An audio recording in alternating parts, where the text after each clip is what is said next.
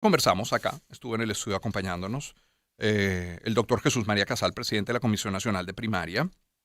Bueno, nos hablaba de la necesidad del fin de semana de sentarse con los 13 candidatos a la primaria y sus organizaciones para ver de qué manera abordar la propuesta que dejó sobre la mesa el Consejo Nacional Electoral. No estaba confirmado, pero a ver, quedaba también allí la posibilidad de que hoy se reunieran de nuevo representantes del CNE y de la Comisión Nacional de Primaria para seguir en estas conversaciones sobre esta posible asistencia técnica. Pero también, y dijo muy importante llegando al final, que el cronograma sigue para la Comisión Nacional de Primaria, que más allá de la propuesta de llevarla al 19 de noviembre, retrasándola casi un mes, ellos seguían trabajando, me refiero a ellos, desde la Comisión Nacional de Primaria para poder hacer el evento el 22 de octubre, es decir, a partir de hoy en 20 días apenas.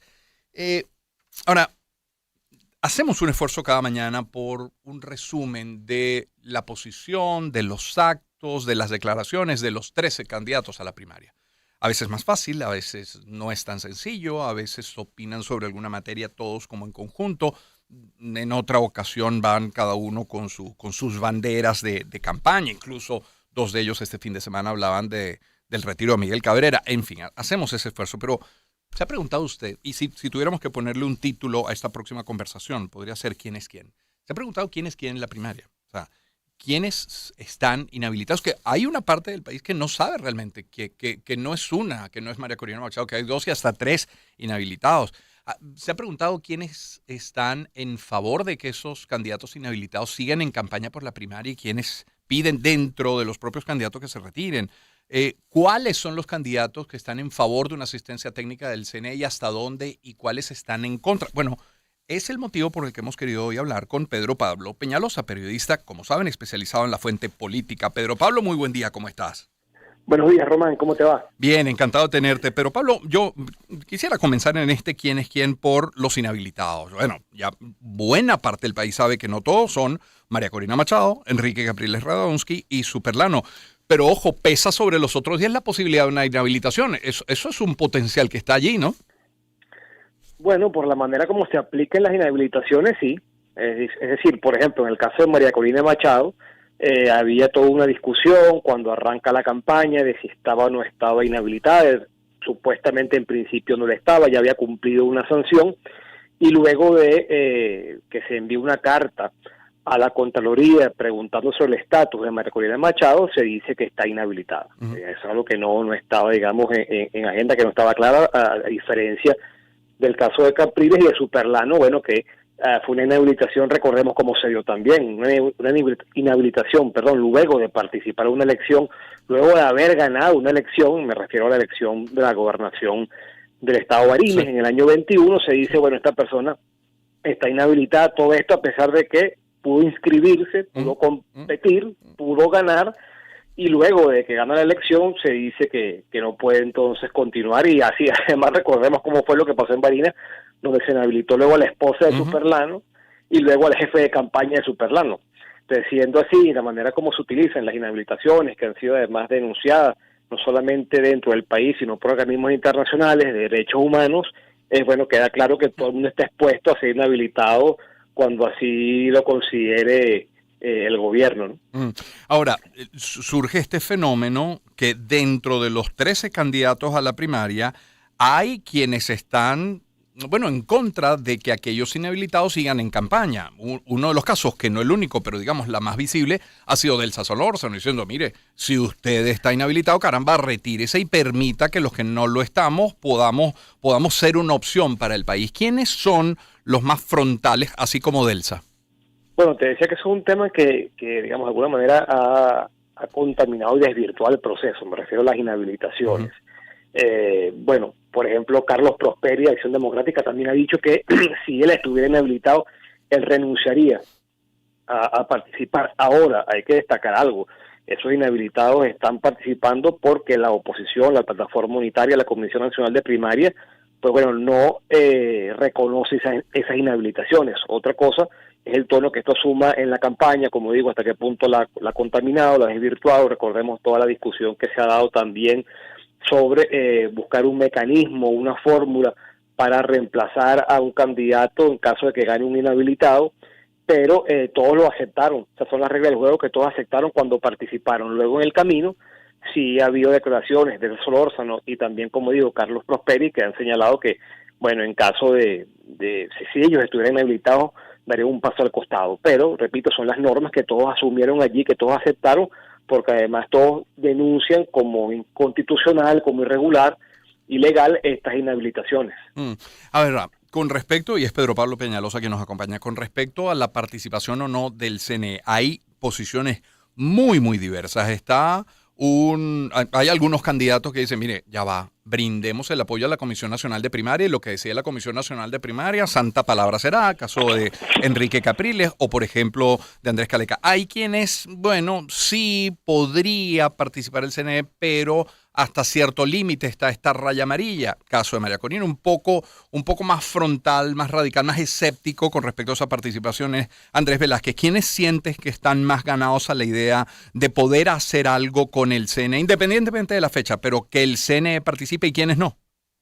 Bueno, recordemos que esta fue una discusión que se dio en su momento, y quizá quien tuvo la posición más dura contra la participación del CNE fue María Corina Machado. Ahora, yo destacaría algo. En esta última etapa, todos los candidatos, quizá con sus tonos, sus matices, pero todos han expresado su respaldo a la actuación de la Comisión Nacional de Primaria, es decir, dejando en manos de la comisión que tome las decisiones, que evalúe el escenario, para al final dar una respuesta definitiva sobre esta participación.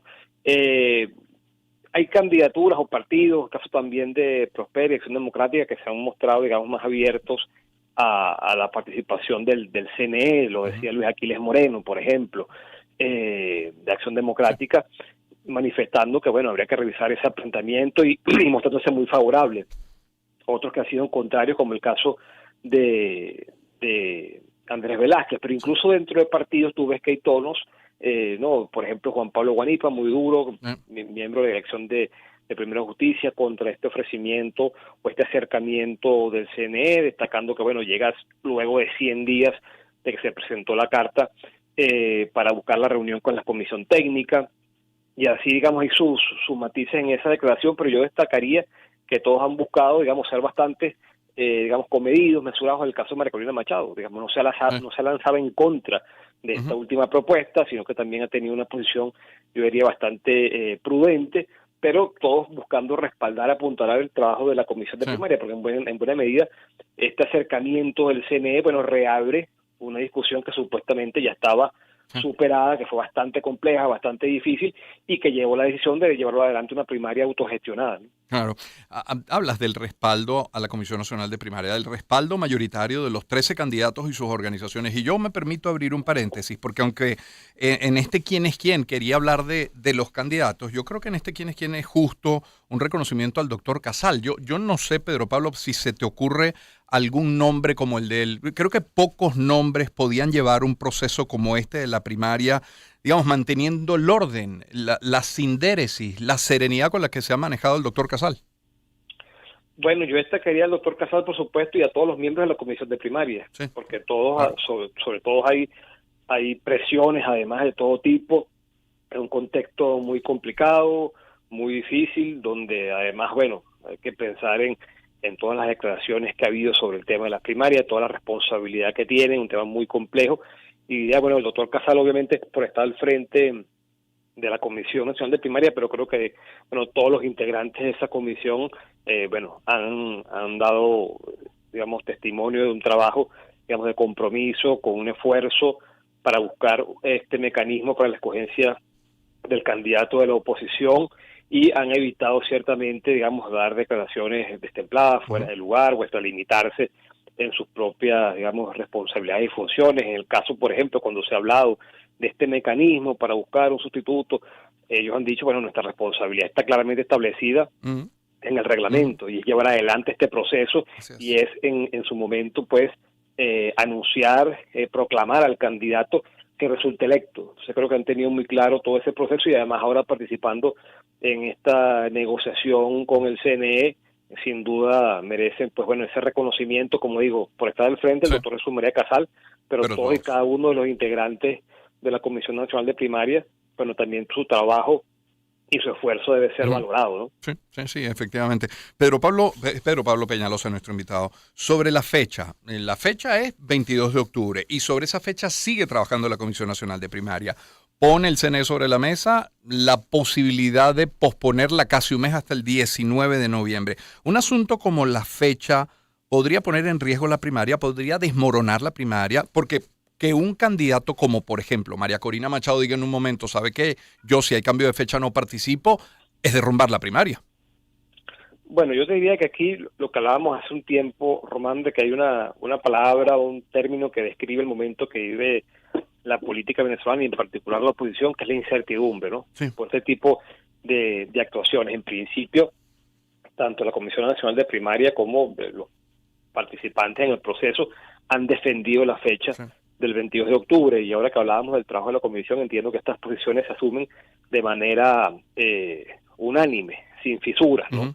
Defender la fecha del 22 de octubre y defender también los planteamientos que se han hecho al CNE, que ya lo decía Casal en tu programa, que es el respaldo en materia de seguridad, que se preste en los centros de votación, el salvoconducto para las personas que participen en el proceso ese día, pero manteniendo la fecha del 22 de octubre, que además es una fecha que, bueno, también es un elemento que ha sido respaldado, como decía, por los participantes en el proceso y por supuesto se convierte en un factor de unidad. Entonces, bueno, obviamente el trabajo de la Comisión de Primaria es, en principio, bueno, esta negociación sí, pero respaldando y ratificando los acuerdos a los que ya se ha llegado. Pero obviamente hay una cantidad de elementos que están allí y por eso hablamos de la incertidumbre en cuanto hasta qué punto puede haber la intervención de otros organismos, otros entes del Estado, instituciones del Estado, como el caso del Tribunal Supremo de Justicia, que está allí. Hay quienes dicen, bueno, no hace falta que se eche mano del TCJ, sino que el gobierno tiene otros factores, otros elementos, y lo hemos visto, ¿no? Cuando anuncia investigaciones, cuando anuncia que está siguiendo el trabajo de la Comisión de Primaria, digamos, hay muchos elementos que puede también echar mano de ellos para, intimidar, para generar miedo, renuncias de personas que están involucradas en este proceso. Por eso también hablamos de la comisión y el tiempo que hay que tener, la fortaleza que hay que tener para enfrentar todo este contexto tan hostil, tan adverso, para llevar adelante un proceso de este tipo. Pero bueno, hay elementos que están allí que pesan, y un factor clave, por supuesto, es mantener la unidad y la cohesión de quienes están alrededor del proceso. Por eso recordamos cómo en su momento el tema del CNE generó tanta discusión, tanta, hasta enfrentamiento interno sobre el aceptar o no ese apoyo, pero también recordemos todo lo que pasó. No solamente hablamos de que el CNE, primero cambiaron la directiva, o sea, forzaron la renuncia de los miembros de la que estaban en la directiva del CNE, y luego te dan una respuesta, 100 días después, ¿no?, de que tú envías una carta, y incluyendo otros elementos que, la Comisión de Primaria ha señalado cuáles son los que está pidiendo para llevar adelante este proceso. Básicamente, como decíamos, el tema de la seguridad, el tema de los centros de votación, que tener centros de votación tradicionales, pues también facilitaría el proceso, y todos estos elementos que están alrededor, pero manteniendo la rectoría, por supuesto, y el control de la Comisión de Primaria sobre el proceso. Claro. Pedro Pablo, partiendo de quién es quién entre los 13 candidatos a la primaria, se acerca el inicio de clase. Hoy es formalmente el inicio de clase, entonces, muchos de ellos hablan de educación y muchos de ellos han hablado del tema petrolero, y se retira ayer Miguel Cabrera y algunos de ellos hacen referencia también a Miguel Cabrera y han hablado sobre salud. ¿Quién sientes que tiene una propuesta distinta? En la forma, probablemente María Corina sea diferente, pero en el fondo, ¿hay alguna propuesta que te parezca esencialmente distinta a la del resto de los candidatos? Bueno, fíjate, hay un tema que también de repente ha formado parte del debate, que es el tema de PDVSA, ¿no? Eso también generó una discusión en algún momento entre los colaboradores, incluso no solamente los candidatos, sino hasta sus colaboradores, ¿no? La privatización de PDVSA, por ejemplo, el tema petrolero. Yo creo que, pero también yo diría que se destaca mucho, o yo destacaría mucho las coincidencias que existen, ¿no? Digamos, hay coincidencias en una cantidad de temas, porque además yo creo que se han ido. Otra cosa es obviamente el alcance que eso pueda tener, o el matiz que le da a cada uno de su posición, pero yo creo que hay como una coincidencia, una cantidad de elementos que están allí, por ejemplo, promover la inversión extranjera, promover y respetar también al sector privado en el país. Yo creo que ahí más bien yo destacaría que hay como que ciertas líneas que cada quien o que todos pueden asumir, perdón, y que además con el pasar del tiempo se han ido dando estos consensos, ¿no? Dentro de la oposición. Yo creo que el gran desafío más bien, y es donde allí deberían todos, hacer un esfuerzo por ser mucho más precisos, y también sabemos lo complejo que esto es cómo construir una transición en Venezuela. O sea, en realidad, cómo hacer, porque si tú, llegas a una elección presidencial y hay un cambio en la presidencia, tú vas a tener que convivir con no solamente un parlamento y una mayoría de gobernaciones y alcaldías en manos del chavismo, ¿no? Sino, de toda una institucionalidad. O sea, cuando hablamos del Tribunal Supremo de Justicia, ahí todos los rectores, todos los magistrados, con excepción de 3, están claramente identificados con el chavismo, o de 2, te diría. En el caso del CNE, un CNE que también está bajo el control del chavismo, etcétera. Entonces yo creo que más bien, al margen de qué se va a hacer con la educación, con la salud, que obviamente son elementos importantes, yo creo que el gran desafío de estos candidatos es poder dibujar, poder, describir, definir un camino de negociación, de transición que sea viable, que sea factible, que yo creo que al final es el gran desafío, incluso para llevar adelante los planes que tengas en cualquier materia. Tendrás que hacerlo tomando en cuenta que vas a llegar y hay otro factor de poder relevante, ni hablar la cúpula militar, que claramente se ha identificado como socialista, chavista, así se declaran permanentemente. Con esa cúpula militar que tienen el poder del fuego, el poder de las armas, vas a tener tú que llegar siendo presidente a entenderte con ese sector. Entonces yo creo que más bien, sí, está muy bien que cada quien tenga sus planes y matices, que más bien a veces coinciden en muchos, por lo menos en lo macro. La idea yo no he escuchado a ningún candidato diciendo que va a expropiar, que va a aumentar la presencia del Estado, que va a aplicar controles a la economía, ninguno. No.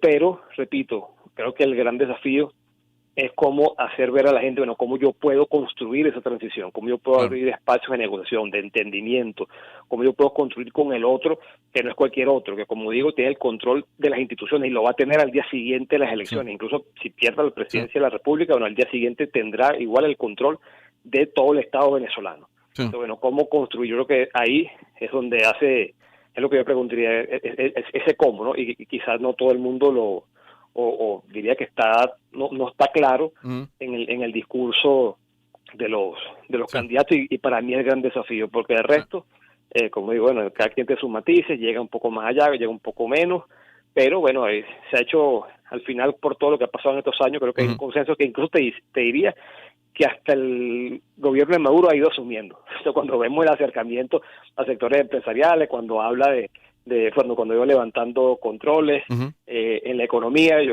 creo que los mismos hechos han ido imponiendo, o sea, la misma realidad se ha ido imponiendo, y por ahí se han avanzado en algunos elementos, ¿no?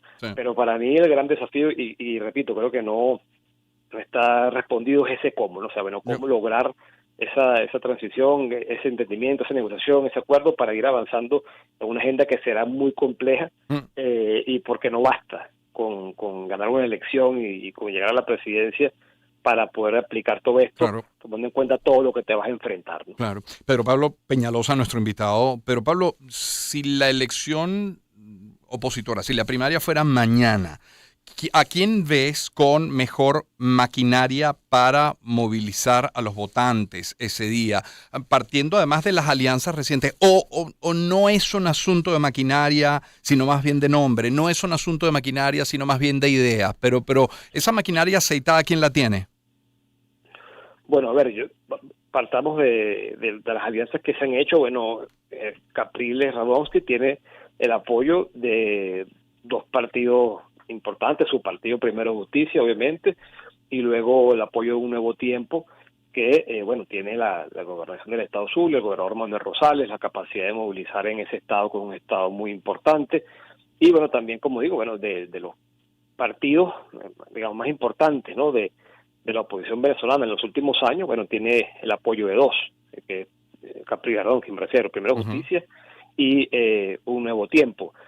Ahora, ¿hasta qué punto? Bueno, y vemos las encuestas que dan una ventaja importante a María Corina Machado. Entonces, ¿hasta qué punto las maquinarias? Bueno, si es una elección de maquinarias, es decir, que si va muy poca gente a la primaria, es posible que esa movilización tenga un impacto, pero si es una votación, digamos, mucho más espontánea, más heterogénea, amplia, de una movilización mucho más relevante, pues bueno, quizá ahí ese impacto de las maquinarias no es clave. A ver, yo también creo que cuando hablamos de maquinaria, yo destaco siempre que por más disminuido que estén estos partidos, bueno, son los partidos que tienen una organización, que pueden hacer un esfuerzo en una jornada de este tipo, pero también de hace tiempo, bueno, queda en evidencia que cuando hay un voto espontáneo y la gente se moviliza, bueno, lo que se termina imponiendo es esa voluntad del elector, ¿no? No es que la gente va ahí como un robot que la van llevando, sino, bueno, incluso te pueden llevar y tú votar por quien tú quieras, ¿no? Sí. Es lo que se dice que pasó en su momento por ejemplo, con Hugo Chávez en el 98, ¿no? Que había partidos que tenían quizá mucho mayor maquinaria en ese momento, mayor organización, por tener mayor tradición, y bueno, estaban llevando votantes a que votaran por Hugo Chávez ese día, ¿no? Sí. Y bueno, y pasa también al final, y cuando uno ve en otros momentos, en otras elecciones, incluso en esta última etapa, bueno, cómo ha ido cayendo el voto chavista, que sin duda alguna tiene mucha mayor capacidad de movilización y de maquinaria. Pasó en las elecciones parlamentarias del 2015, por ejemplo, y bueno, claramente la gente al final termina yendo a votar por quien considere. Entonces, eso puede no ser tan decisivo, si bien, sobre todo cuando es una elección, ¿no? que convoca a una gran Claro. cantidad de personas. Claro. Pero bueno, te diría que obviamente ese es el candidato que tiene, de los llamados partidos, el G4 por lo menos tiene a dos, que es Un Nuevo Tiempo y Primero Justicia, en el caso de Capriles Radonqui. Y bueno, y por supuesto también hay todo un esfuerzo que está desarrollando, y así lo destaca Acción Democrática, bueno, por su tradición, en el caso de Carlos Prosperi, bueno, que también ellos apuestan mucho, y así lo han dicho abiertamente, por la organización, por la movilización de sus votantes, por sus estructuras regionales y municipales. Entonces, bueno, ahí está esa competencia, pero repito, cuando luego ves las encuestas, bueno, ves que el voto espontáneo, digamos así, porque ciertamente María Corina Machado no tiene un partido ni tiene una estructura, digamos, que tenga ese nivel de organización, pero bueno, hay, según todas las encuestas, muestran, bueno, que hay un voto favorable a ella, ¿no? Entonces, bueno, creo que al final esto no es tanto una cosa de maquinaria, que tienen su peso, sino, bueno, del sentir y de la voluntad, y que se manifieste, obviamente, ese día de la elección. Claro. Para terminar ya, Pedro Pablo, a tu juicio, con el olfato que tienes, con la información que manejas, ¿crees que efectivamente la primaria se vaya a realizar el 22? ¿Crees que se realice el 19 de noviembre? ¿Se realizaría el 22 sin la participación del CNE o con una parte de ella? ¿O definitivamente el 19 con todo lo que han puesto sobre la mesa? ¿Qué ves? No, entiendo que hay ese compromiso de la defensa de la fecha del 22 de octubre y de pedirle al CNE, bueno, que preste el apoyo que se ha solicitado en cuanto a centros de votación, en cuanto al tema de la seguridad, en cuanto al tema de los salvoconductos, es decir, que se limite ese apoyo a ese espacio y se mantenga y se defienda la fecha del 22 de octubre. Ahora volvemos con otro tema que hablábamos antes, de la incertidumbre. Sí. Ahora, si esa elección se da de esa manera, puede actuar entonces otro organismo, otra institución, como el caso del Tribunal Supremo de Justicia, Claro. para exigir entonces que se pase por el CNE o no. Dicen otros, no, eso no, el chavismo no se va a meter en ese tema, o no directamente, sino que tiene otros organismos para hacer el trabajo. Y por eso te decía, cuando se habla de investigaciones, cuando se habla de darle todo un tema de las declaraciones que hemos visto de jefes militares y políticos del chavismo atacando la primaria, que eso puede servir para intimidar, para sembrar temor, para desmovilizar. Bueno, ahí entramos de nuevo en ese campo de la incertidumbre, de ver cuál es la reacción y la respuesta también del gobierno frente a las decisiones que tome la oposición, ¿no? Hasta qué punto o qué teclas va a terminar moviendo, que ya ha tocado unas cuantas, porque cuando hablamos de la inhabilitación, por ejemplo, de María Corina Machado, no es cualquier cosa que tú en medio de la campaña inhabilites a la persona que está encabezando las encuestas. Claro. O sea, obviamente Claro. eso le da un golpe a todo el proceso, termina desvirtuando, termina generando incertidumbre. Bueno, entonces aquí creo que la pregunta es esa, ¿no? O sea, todavía en estas horas, hasta que no haya una decisión definitiva y una respuesta definitiva, tú vas a tener ahí ese interrogante. Ahora, lo que es cierto es que, bueno, parten del principio de defender la fecha y de pedir ese apoyo en las áreas que, como digo, ya se han señalado, que por supuesto facilitarían el proceso. Por ejemplo, el uso de los centros de votación, sin duda alguna, y el tema de la seguridad daría mayor garantía a los participantes y a los votantes de que el proceso puede avanzar sin mayores sobresaltos, sin mayores contratiempos, y siendo mucho más fácil al momento de tú difundir la información, transmitir la información acerca de los centros de votación. Pero de nuevo, bueno, tú hasta el último momento hace, como te decía, un tema que estaba resuelto y que tú una carta que tú enviaste hace 100 días y que no te respondieron, te la responden un mes antes de las elecciones, ¿no? De las primarias. Sí. Entonces, bueno, siendo así, creo que esto es, como dicen, un día a la vez, ¿no? Tienes que ir viendo las respuestas que se van dando para tener claro cuál es el panorama. Así es. Pues muchísimas gracias, Pedro Pablo, por este tiempo esta mañana. Muy gentil. No, gracias a ti, hermano. Un abrazo. Feliz día. Pedro Pablo Peñalosa, periodista especializado en la fuente política. 7:39 minutos.